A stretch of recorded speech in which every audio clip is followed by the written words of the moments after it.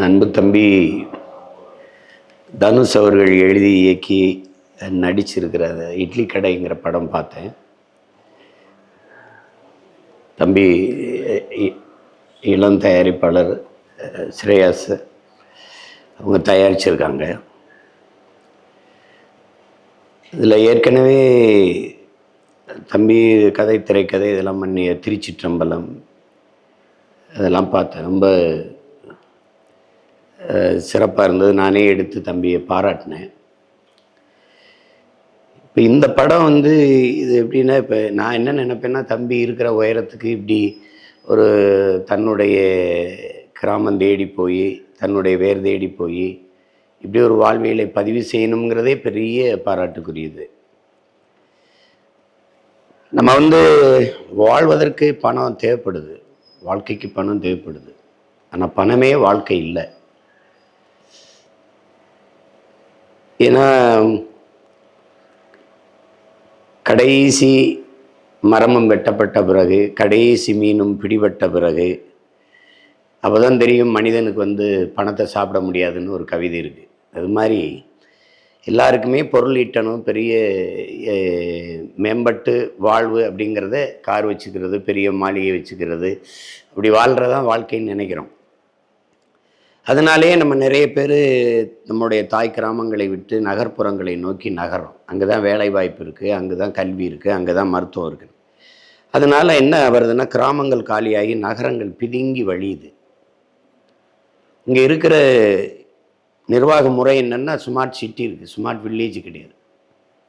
அப்போ கிராமங்கள் காலியாகிறதுனால நகர்ப்புறங்கள் இருக்கிற மக்களுக்கு தேவையான உணவுப் பொருள்கள் கிராமங்கள் இருந்தால் வரணும். பால், முட்டை, அரிசி, பருப்பு, நெய் எல்லாம். அப்போ கிராமங்கள் காலியாகும்போது அது பெரிய பற்றாக்குறையை சந்தித்து மிகப்பெரிய உணவு பஞ்சத்தை சந்திக்கும். அதை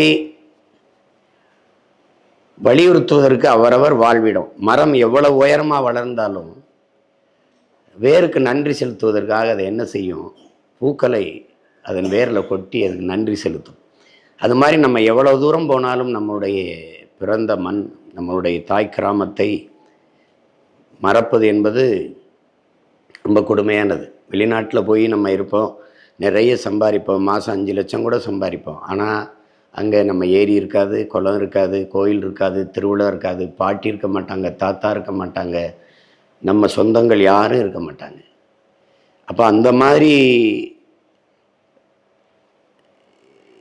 சொத்தை பிரிகிறது, உறவுகளை பிரிகிறது, இதையெல்லாம் விட பெரிய பிரிவு தான் பிறந்த மண்ணை பிரிகிறதாங்கிறாரு கவிப்பேரரசு வைரமுத்து அவர்கள்.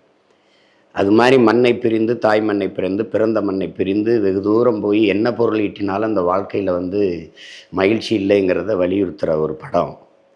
நிறைய செய்திகளை ஒரு கவிதைத்தனமாக சொல்லியிருக்காப்புல. படம் பார்க்கும்போது அவ்வளவு ஒரு உணர்ச்சி குவியலாக இருக்குது. அவருடைய திரைக்கதை, அவருடைய உரையாடல் எல்லாமே நேர்த்தியாக இருக்குது. சின்ன சின்ன கதாபாத்திரங்களை கூட செதுக்கியிருக்காப்புல. இப்போ குறிப்பாக பார்த்திபன் அவருடைய கதாபாத்திரம் அது வில்லன் போல் போய் கடைசியாக முடியும் போது அவ்வளவு நெகிழ்ச்சியாக முடிக்கிறது. ஒரு கண்ணுக்குட்டி, அந்த கண்ணுக்குட்டி வச்சு அவ்வளவு கவிதைத்தனமான ஒரு முடிவை கொண்டு வர்றாரு. அப்புறம் இப்போ யார் பணக்காரன் யார் ஏழை அப்படிங்கும்போது, ஒரு சாதாரண ஒரு பெரிய விடுதியில் போய் நட்சத்திர விடுதியில் தங்கியிருப்பாங்க. அப்போ குழந்தைக்கு பால் தேவைப்படும். அந்த குழந்தைக்கு பாலை கொடுத்துட்டு பணம் கேட்பாங்க, பில்லு கொடுத்துருவாங்க. அதே குடும்பம் தெருவில் போய்கிட்டு இருக்கும், சாதாரண ஒரு பெட்டி கடை. அங்கே போய் குழந்தை அழுகுது, கொஞ்சம் பால் இருந்தால் கொடுங்கன்னு கேட்பாங்க. அப்போ அந்த பெட்டி கடைக்காரர் அந்த கடைக்காரர் பாலை கொடுத்துட்டு, குழந்தைக்கெலாம் நாங்கள் காசு வாங்குறது இல்லை, நீங்கள் போங்கன்றதில்ல.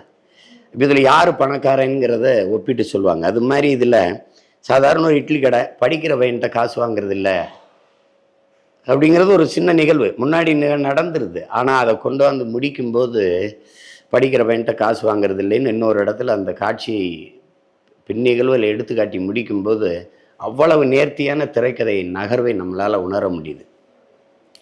இதில் வாழ்க்கைங்கிறது நம்மளோட வாழ்ந்து முடிக்கிறது இல்லை, வருங்கால தலைமுறை நம்ம வாழ்ந்த நினைவுச்சுவடுகளை நினச்சி பார்க்க வைக்கிறதா வாழ்க்கைங்கிறதெல்லாம் பெரிய பெரிய ரொம்ப பெரிய ஒரு கருத்து தத்துவம் அது மாதிரி படம் முழுக்க பரவி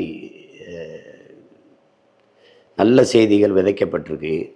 அதில் என்னுடைய மாமா இளவரசு அவர்கள், தம்பி சமுத்திரக்கனி, அண்ணன் ராஜகிரண் அவருடைய கதாபாத்திரங்கள், அந்த கதாநாயகி நித்யா மேனன் அவங்க எல்லாருடைய இது, அண்ணன் சத்யராஜுடைய பங்களிப்பு, தம்பி அருண் விஜயோடது எல்லாமே ரொம்ப நேர்த்தியாக வந்திருக்கு. எல்லாத்துக்கும் மேலே தம்பி ஜீவியோடைய பின்னணி இசை பாடல்கள் அது எல்லாமே தந்தானே என்ஜாமி தந்தானே அந்த பாட்டு ரொம்ப நேர்த்தியாக இருக்குது.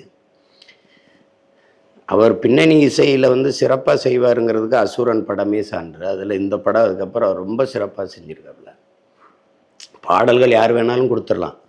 ஒரு படத்தை முதுகெலும்பாக இருந்து தூக்கி நிறுத்தணும்னா அது பின்னணி இசையால் தான் முடியும். அதை வந்து மிக சிறப்பாக செஞ்சுருக்காப்புற. அப்புறம் ஒளிப்பதிவு, அது கலைத்தேர்வு, கலை இயக்குனருடைய பங்களிப்பு, எந்த இடத்துல எந்த காட்சியை எடுக்கலாங்கிற முடிவு, அதெல்லாம் ரொம்ப அருமையாக வந்திருக்குது. எல்லாருக்கும் என்னுடைய பாராட்டுக்கள். குறிப்பாக தம்பிக்கிட்ட எனக்கு பிடிச்சது இதில் எந்த ஒரு பொது நிகழ்ச்சிக்கு போனாலும் வேட்டி சட்டை கட்டி போகிறது. அது வந்து நானே கூட நிறைய இடத்துல கட்டிட்டு போகிறதில்ல, சில நிகழ்வுக்கு தான் போவேன். அதை அவர் பார்க்கும்போது இந்த படத்து பாட்டு இது வெளியிட்டுள்ள கூட அவர் வேட்டி தான் கட்டியிருந்தார். அது எனக்கு ரொம்ப நெகிழ்ச்சியாக இருக்கும் அவரை பார்க்கும்போது. அது மாதிரி இவர் இருக்கிற உயரத்தில் வேறு மாதிரி திரைக்கதை எழுதி எடுத்துகிட்டு போயிருக்கலாம். ஆனால் அவர் தன்னுடைய பிறந்த ஊருக்கு, அந்த ஊரை நினச்சி பார்த்து அதில் வந்து சாதாரண ஒரு இட்லி கடையை இன்றைக்கி கார்ப்பரேட் உலகம், கூட்டாண்மை நிறுவனங்கள் பெருத்து வருகிற காலத்தில் தன் தாய் கிராமத்தில் இருக்கிற அந்த இட்லி கடை மையப்படுத்தி ஒரு படத்தை எடுத்திருப்பது அவ்வளவு நேர்த்தியாக இருக்குது. அவர் கிளைமேக்ஸில் இறுதிக்கட்ட காட்சியில் பேசுகிறாரு, இது வந்து பலகை எரிஞ்சிருச்சு, அதை நம்ம வாங்கிக்கலாம், இது சுவர் இடிஞ்சிருச்சு கட்டிக்கலாம், அப்போ இது மேலே கூரை அது எரிஞ்சிருச்சு அதை வேஞ்சிக்கலாம், ஆனால் இங்கே இருக்கிற அம்மி குலவையும் ஆட்டுக்கல்லும் இதுதான் கடை, இதை சுற்றி நம்ம கட்டிக்கலாங்கிறது மிகப்பெரிய செய்தி அது. அதுக்கப்புறம் அதில் அகிம்சை, வன்முறைக்கு எதிரான அகிம்சையை வலியுறுத்தியது. எங்களுடைய கோட்பாடு அது இல்லை. எனக்கு வந்து வன்முறைக்கு எதிரான அகிம்சை வந்து கோழைத்தனம்ங்கிறத என்னுடைய கருத்து. வன்முறைக்கு எதிரான வன்முறையும் அகிம்சை தான். ஆனால் அந்த கருத்தை மிக அழகாக வலியுறுத்தி அதை கொண்டாந்து முடித்த விதம் வந்து ரொம்ப நல்லா பண்ணியிருந்தார். அதனால் இது ஒரு முழுமையான படைப்பாக பார்க்குறேன், நல்ல உணர்வுகளின் குவியலாக பார்க்குறேன்.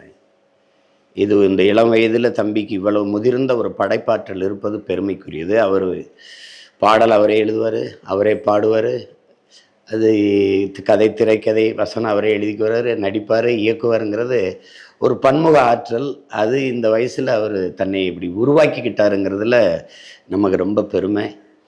அதில் எல்லாருமே நீங்கள் பார்ப்பீங்க, படங்கள் எல்லாம் பார்த்தா ஒரு காவல்துறை அதிகாரின்னா இன்ஸ்பெக்டர் தான் போடுவாங்க, அதில் ஆய்வாளர்னு அவர் வச்சுருந்தார். அது எனக்கு ரொம்ப நெகிழ்ச்சியாக இருந்தது. நம்முடைய மரபில், நம்முடைய மண்ணில் வந்து நம்ம குலதெய்வ வழிபாட்டு மரபினர், நமக்கு வந்து கடவுள் அப்படின்னு ஒன்றும் இல்லை, நமக்கு தெய்வங்கள் தான். தெய்வங்கள் முன்னோர்கள் தான். நம்முடைய வழிபாடு என்பது இயற்கை வழிபாடு, தெய்வங்கள் மூத்தவர்கள், நமது முன்னவர்கள். அதில் இன முன்னோர், குல முன்னோர்னு இருக்குது. இதில் இன முன்னோரில் முருகன், சிவன், மாயவன், அதாவது திருமால், பெருமாள், இவங்கெல்லாம் வந்துடுறாங்க. இந்த குல முன்னோர் தான் குல தெய்வம்னு நம்ம கொண்டாடுறோம். சிலர் சிறு தெய்வம்னு சொல்கிறாங்க. தெய்வத்தில் சின்னது பெருசுலாம் இல்லை, குலதெய்வம். அந்த குலதெய்வ வழிபாட்டை வந்து ஒரு சிறு வயதிலே இங்கே பிறந்து வளர்ந்த ஒரு பையன் தன்னுடைய கிராமத்தில் இருக்க தன்னுடைய குலதெய்வத்தை வந்து நினைவுபடுத்தி அதை போய் அதை கொண்டாடணும், வணங்கணும்னு வலியுறுத்துறது வந்து ரொம்ப பெருமைக்குரியது. அந்த குலதெய்வ வழிபாட்டையும் தம்பி வந்து வலியுறுத்தியிருப்பது ரொம்ப எனக்கு மகிழ்ச்சியை தந்தது. ஏன்னா நான்லாம் சின்ன பிள்ளையில் எங்கள் குடும்பத்தில் தலைப்புள்ள ஆண் குழந்தை பிறந்தால் எங்கள் குலதெய்வம் வீரமாகாளிக்கு முடியிறக்குவாங்க. அதுக்கப்புறம் நான்லாம் போகலை. அதுக்கப்புறம் என் மகனுக்கு நான் முடியிறக்கி காது ஊத்துறதுக்காக போனேன். அதுக்கு அப்போ அந்த இடத்துல நிற்கும்போது ரொம்ப தவற உணர்ந்தேன். நம்ம ஏன் அடிக்கடி வந்து நம்மளுடைய குலதெய்வத்தை பார்க்கலை, வணங்கலை அப்படின்னு. இப்போ இதை பார்க்கும்போது ஒவ்வொருத்தருக்கும் தெரியும், நம்ம எல்லோருமே நம்மளுடைய வேர் தேடி பயணிக்க தொடங்குவோம். அப்படி ஒரு எல்லாருக்குள்ளேயே இருக்கிற நினைவுகளை கிளறி விட்ட ஒரு அழகான கவிதையாக தான் நான் இந்த படத்தை பார்க்குறேன். இப்படி ஒரு படத்தை தயாரித்த தம்பிக்கு, என்னுடைய தம்பி தனுஷுக்கு எவ்வளவு பாராட்டுக்களை, வாழ்த்துக்களை சொன்னாலும் தகும். மிகுந்த மன நிறைவோடு நான் இந்த படத்தை பார்த்து ரசித்தேன். ஒவ்வொரு காட்சிகள் நகரும்போதும் அவ்வளவு மகிழ்ந்து நெகிழ்ந்தேன். என்னுடைய தம்பி தனுஷ் அவர்களுக்கு என்னுடைய அன்பும் வாழ்த்துக்களும். படத்தின் வெற்றிக்கு என்னுடைய வாழ்த்துக்கள். மறுபடியும் ஒரு வெற்றி விழாவில் உங்களை சந்திக்கிறேன். நன்றி, வணக்கம்.